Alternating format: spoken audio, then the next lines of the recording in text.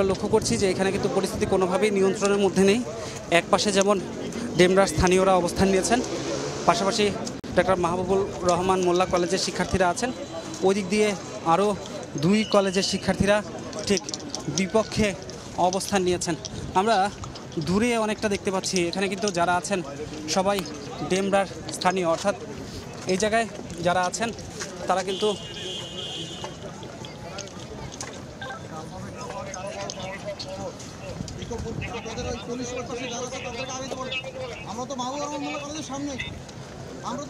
এখানে পরিস্থিতি এখন পর্যন্ত আমি যদি বলি সব কিছু মিলিয়ে পরিস্থিতি নিয়ন্ত্রণের মধ্যে একদমই নেই, অর্থাৎ যে কোনো সময় ধাওয়া পাল্টা ধাওয়ার মতো আরেকটা ঘটনা ঘটতে পারে। তবে পরিস্থিতি এখন যতটুকু আমরা বুঝতে পারছি এখানে পরিস্থিতি অনেকটাই থমথমে।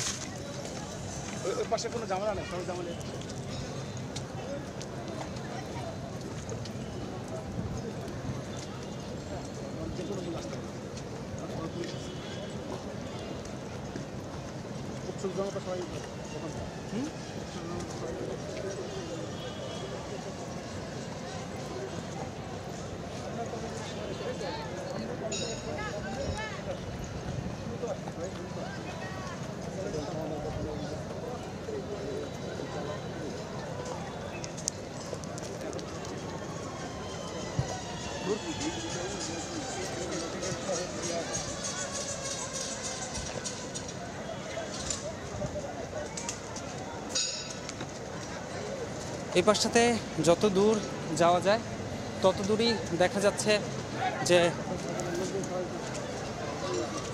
মানুষ আর মানুষ, এবং সবাই এখানে অবস্থান নিয়েছেন। আসলে সবাই প্রতিহত করার জন্যই একে অন্যকে, বা দুটি পক্ষই অবস্থান নিয়েছে একে অন্যকে প্রতিহত করার জন্য।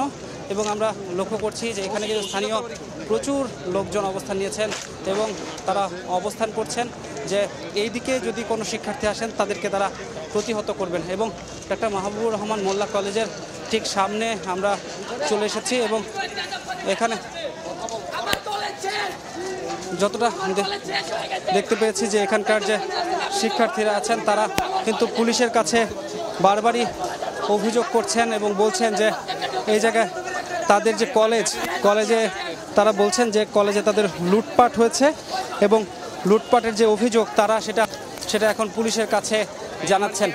আমরা যতটুকু লক্ষ্য করছি একটা ডক্টর মাহবুবুর রহমান মোল্লা কলেজের যে সামনের যতগুলো কাঁচ আছে সব কাঁচ কিন্তু ভেঙে ফেলা হয়েছে এবং পুলিশ এখানে যখন এসে উপস্থিত হলেন তখনই এই জায়গায় যে ভুয়ো ধ্বনি পুলিশকে দেওয়া হচ্ছে এবং বলা হচ্ছে যে পুলিশ ঠিক সময়ের পরে, অর্থাৎ যখন কলেজ একদম পুরোপুরি ভেঙে ফেলা হয়েছে তখনই তারা মূলত এখানে উপস্থিত হয়েছেন এবং বারবারই তারা কিন্তু বলছেন যে এ ধরনের ঘটনা কোনোভাবেই কিন্তু তাদের কাম্য ছিল না, অর্থাৎ যা হয়েছে তা কিন্তু